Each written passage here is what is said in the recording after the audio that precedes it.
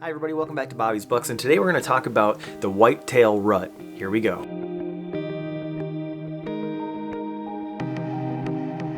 They'll avoid confrontations with other deer because they have velvet and that's sensitive and they can't really, damage that. So once that velvet sheds, and it will shed within one night, here in Michigan it's around September, and it sheds in 24 hours. A couple years ago my son Brandon actually shot a deer the night it was shedding its velvet. So once the whitetails shed their velvet and the antlers harden and the season progresses, summer into the fall, they're going to start to push back and forth. Their foreheads, their light sparring will take place. And really there's no winner or loser. Basically, usually they just tire and they'll go their separate ways. Sometimes younger bucks will get involved, even like a spike, but really all it takes is just a hard push from another whitetail, a dominant deer, and that will be all it takes. But the testosterone levels will rise gradually through the season, and eventually more fighting will take place. Eventually the bucks will start to feed less, though the bachelor groups will start to break up, and as the bucks are starting to get more aggressive and they're sparring more, does are actually weaning their fawns off and they're actually feeding more. So as we get closer to the end of October, the first doe will go into estrus, and that's when the rut begins. Okay, so where do you set up? What's different about hunting the rut than hunting the pre-rut? Well, in the pre-rut, the bucks are bedding really close to the feeding area. Early season, the bucks are already back to their bed.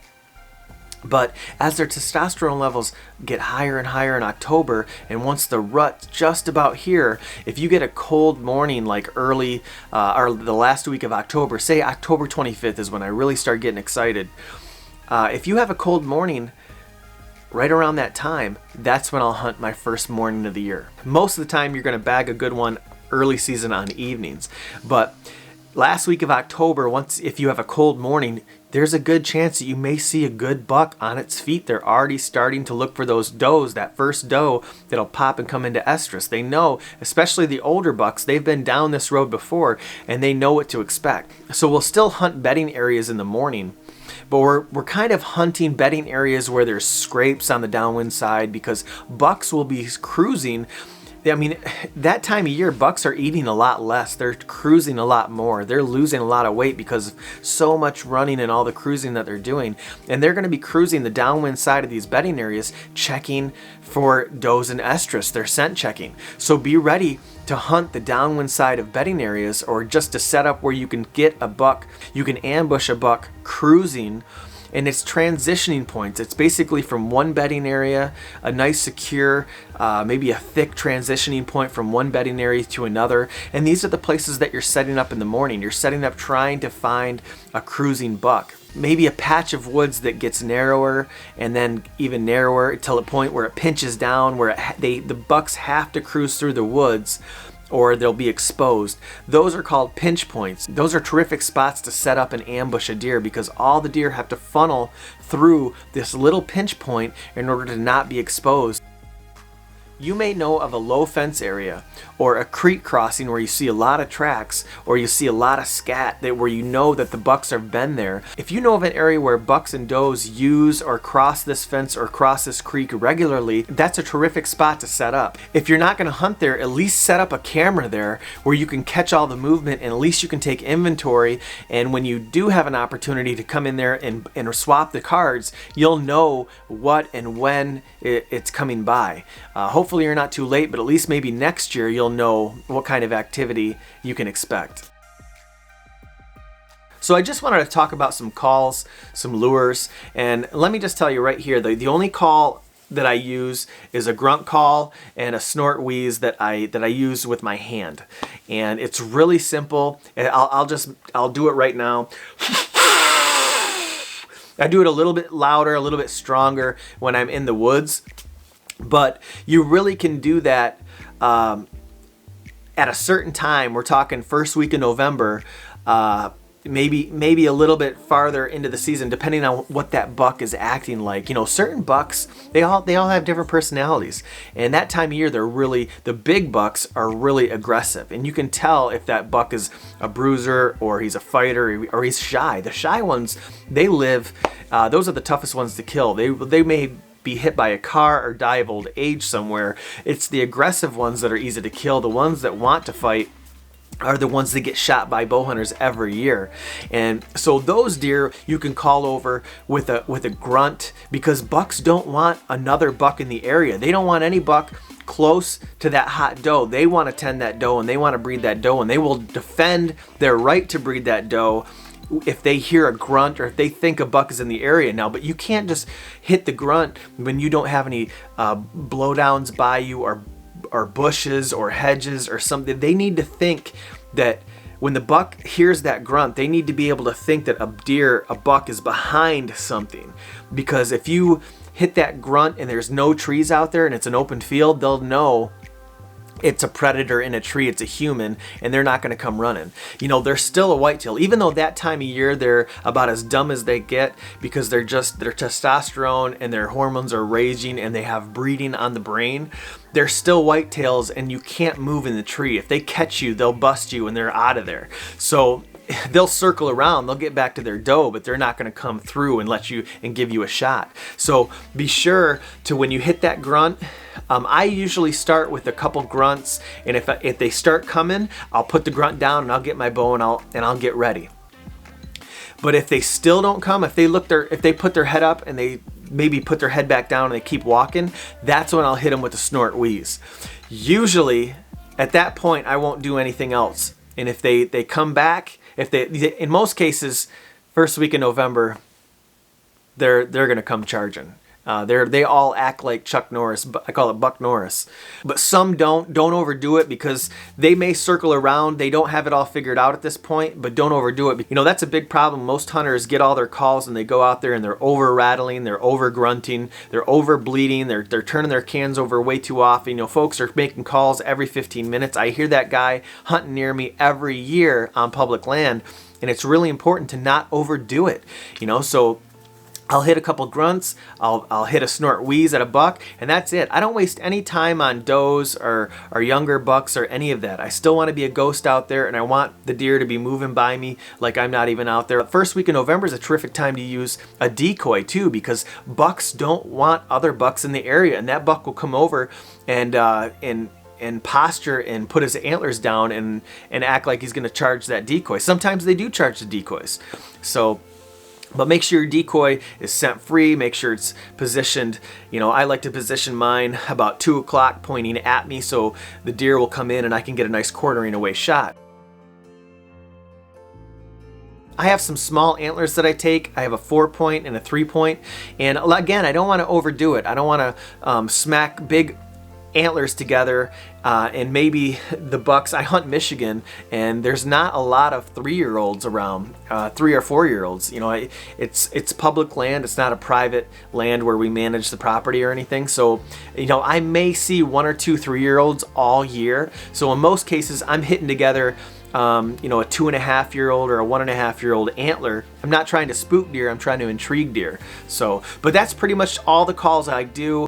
Doe will be receptive for about 24 to 36 hours, and then she won't be hot anymore, and the buck will move on. The buck will tend that doe and breed that doe several times until she's done. So the rut actually lasts from when the first doe goes into estrus to the very last doe that goes into estrus. So it's well over about a month. So we're talking about towards the end of October all the way into December. But weeks before the rut actually begins, the bucks will actually be making scrapes, and that scrape activity will build up till eventually there's scrapes everywhere. The big bucks are hitting them every day and checking them for does, because the does will actually urinate in the scrapes, and they will seek out the bucks that are making those scrapes. A lot of people think the bucks only seek out the does. They'll seek out each other. Now when I say scrapes, I'm talking about bucks that will paw at the ground, paw all the leaves away, and they'll scrape at the ground until it's just bare ground. And usually this is underneath a licking branch, because they're rubbing their preorbital glands all over those licking branches and biting them and licking them and leaving their scent.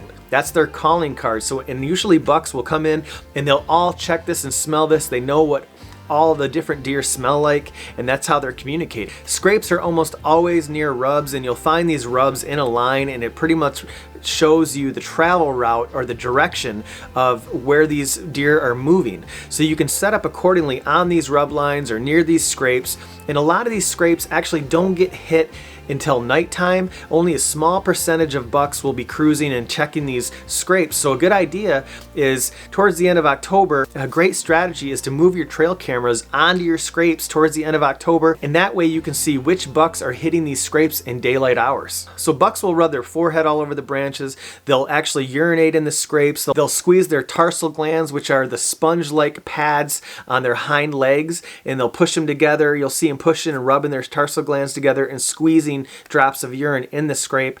That way, does, when they do come into estrus, they can seek out that buck. So when we talk about the rut, most people are talking about the chasing phase, not the actual rut lockdown itself when all the bucks and does are locked down, because, your chances of killing a big buck, a mature buck that doesn't usually walk around during daylight hours, is never better.